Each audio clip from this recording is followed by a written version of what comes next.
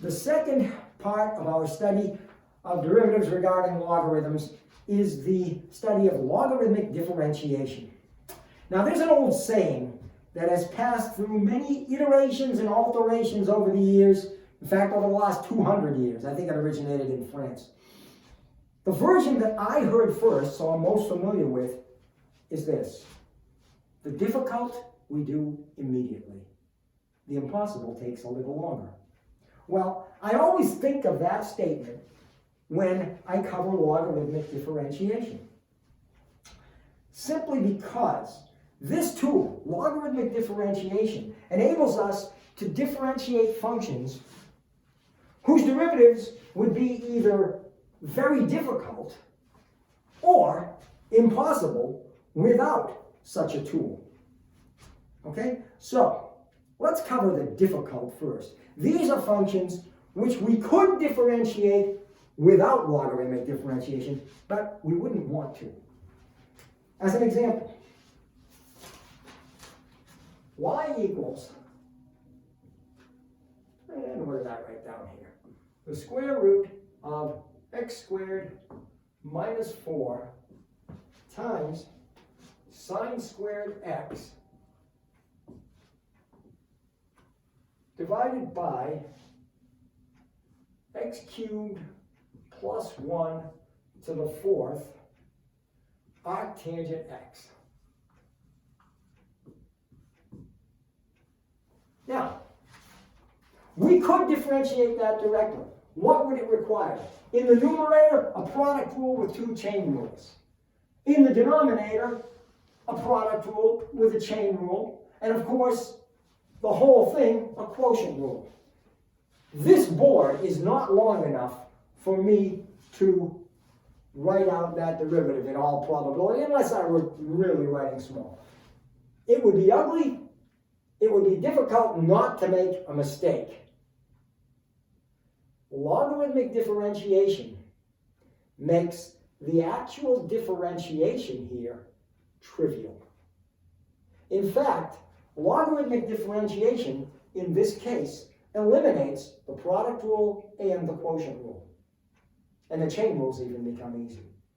So what is logarithmic differentiation? What does the process consist of? First of all, it consists of taking the natural log of both sides. But on the right side, we employ the laws of logarithms in order to make this simpler to differentiate. Now, if you don't remember the laws of logarithms, they were simply the log of a product equals the sum of the logs. The log of a quotient equals the difference of the logs. And the log of a power equals the exponent times the log of the base. So I'm going to take the log of both sides. That's the first step in logarithmic differentiation. ln equals. Well, the log of the square root of x squared minus 4 is the log of x squared minus 4 to the 1/2. Third law. 1/2 log x squared minus 4. Plus, second law, the log of sine squared x. 2 log sine x, third law. Now, everything in the denominator will be subtracted because it's minus, and then the quantity, that plus that, so minus 1 minus the other. Minus the log of x cubed plus 1 to the 4th. Again, third law, 4 log x cubed plus 1 minus the log of the arctangent of x.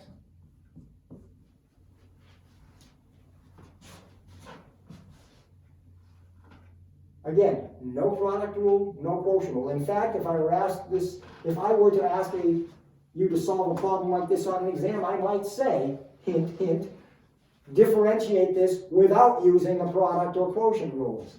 That way I could avoid having to try to grade the ugliest answers one could imagine.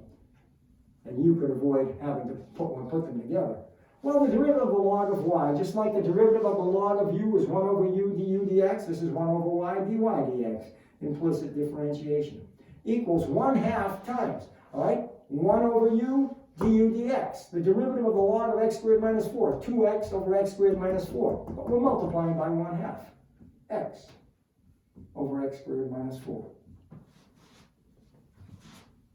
The derivative of the log of the sine of x, cosine x over sine x. That is 1 over sine x times cosine x, cotangent x, plus 2 cotangent x, minus 1 over x cubed plus 1 times the derivative of x cubed plus 1, 3x squared, but we're multiplying by 4, 12x squared over x cubed plus 1. Minus, again, 1 over u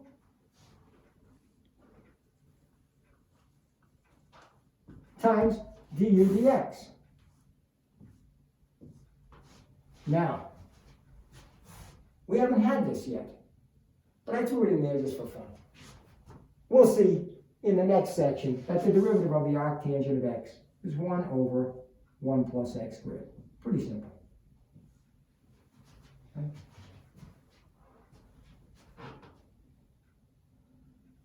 Now, we're almost done.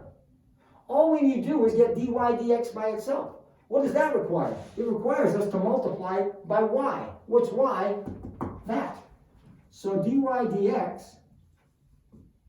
equals y, which is that. We want this in terms of x whenever we can. Sine squared x. Just copy the original function. X cubed plus 1 to the 4th arctan x times, and let's just clean that up a little bit, x over x squared minus 4 plus 2 cotangent x minus 12x squared over x cubed plus 1 minus 1 over 1 plus x squared arctangent x. Now, it's still relatively long, but the differentiation was trivial. And it's not nearly as long as it would have been. Okay, that's the difficult. Now, let's take a look at the impossible. There are some functions for which we have no differentiation rule to differentiate them directly.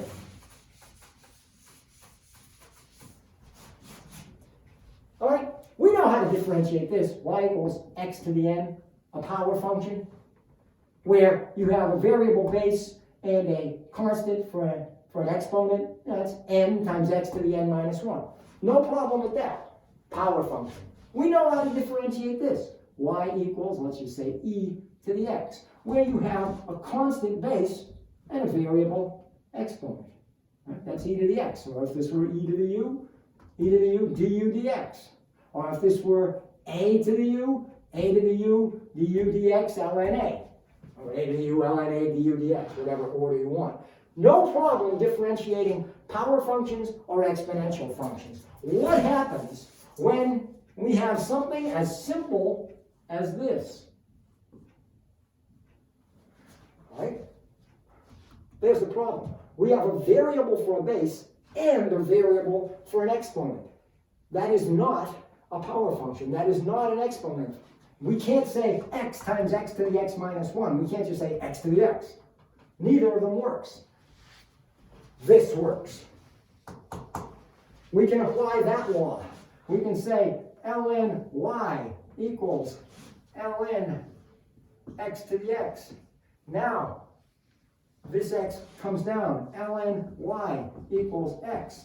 ln x. Now we have a very, very simple product rule over there. We have a simple implicit differentiation over there. I'll just call it y prime. 1 over y times y prime equals 1 times ln x plus x times 1 over x. So y prime equals, now again, we multiply by y, that's gone, but y is this, x to the x, ln x plus 1.